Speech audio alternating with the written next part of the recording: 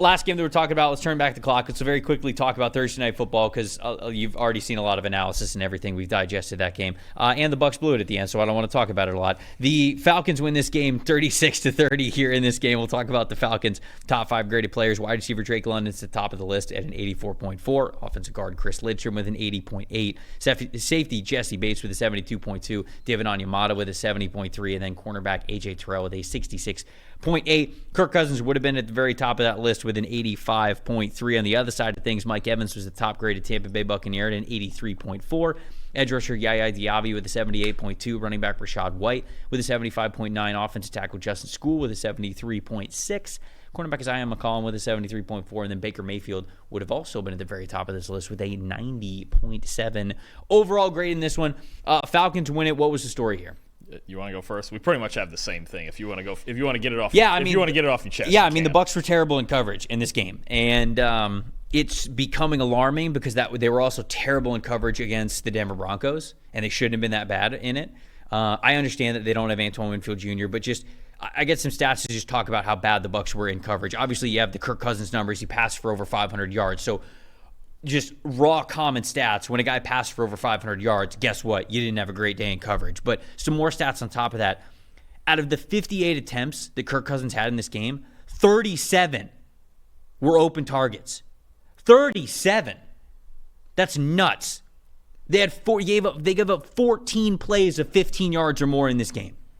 I mean, the fact that they were in it at the end, and honestly, the fact that they should have won this game, Tampa, is just a testament to how well Baker Mayfield played and how well Liam Cohen is cooking as the offensive coordinator. Because Todd Bowles did not hold up his side of the defense.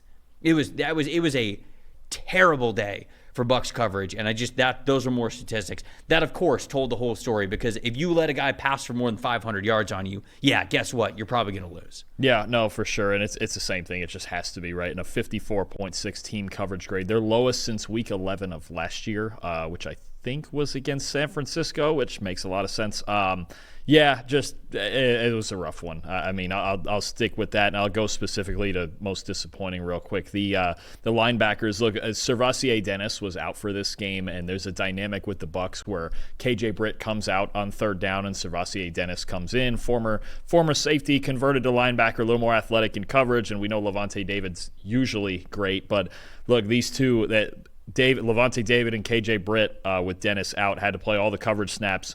David a 48.5 coverage grade, Britt a 46.5, combined to allow 12 catches for 135 yards and 3 missed tackles for David. We know Levante David, future Hall of Famer, should be that whole thing. And I really like KJ Britt as a player, but 2-down linebacker there. And without Dennis and both of those guys in coverage, it was rough. Yeah, Kirk Cousins had anything over the middle that he wanted. Yeah, Levante graded out with a 48.5. That's including an interception.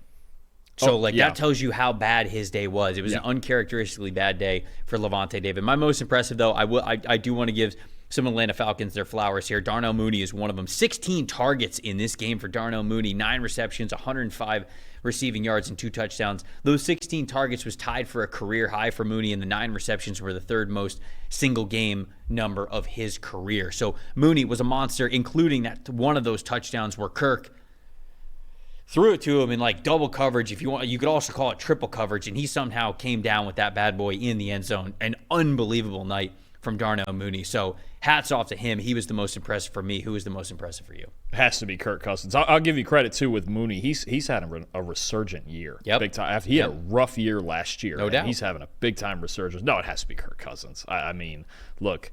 Here's the reality right now with Kirk Cousins and the 3 games that they've won: the Philly game, this game, and the Saints game. They shouldn't have won any of those games.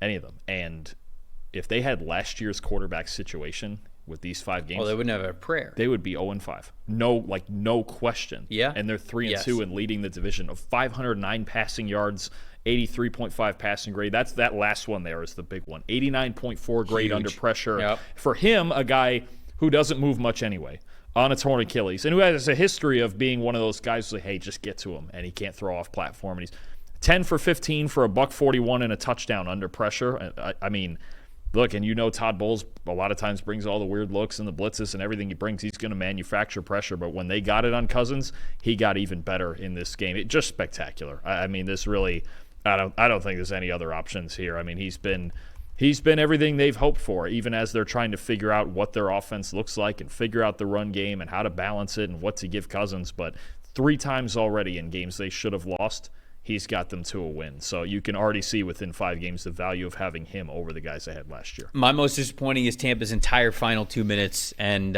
even going into overtime for that game.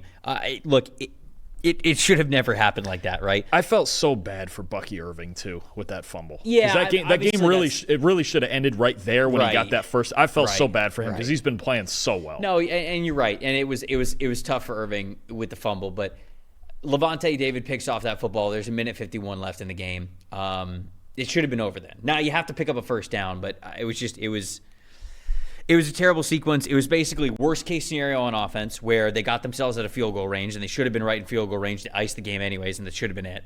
And they take themselves out of field goal range because of a penalty, and it was a terrible offensive sequence. Then the punter blasted into the end zone for a touchback. Like that cannot be a touchback at that point. So it was a failure on the offensive side of the football. It was a failure on special teams because you can't blast it in the end zone for a touchback at that point. It's too easy of a chip shot of a punt to be able to precision punt that a lot better than just for it to be a touchback. And then the defensive side of things, obviously allowing them to get into field goal range, allowing them to hit hit the inside route to be able to get to the point where they can clock it with the second left, kick the field goal. It was just it was bad. And the overtime was what it was, but to get to overtime, it was a complete failure. At that point, with the momentum, by all 3 phases of the team, with the momentum and the way the Bucs have been playing on the back end all day, that it was a pretty fitting ending, really, that it just went like that because it just broke down on them on the back. And they came into this game second in the NFL in coverage grade. And then they had this type of game. And it was a stinker. There's no doubt about it. You're most disappointing. You already talked about Levante David and KJ Britt, so you highlighted them.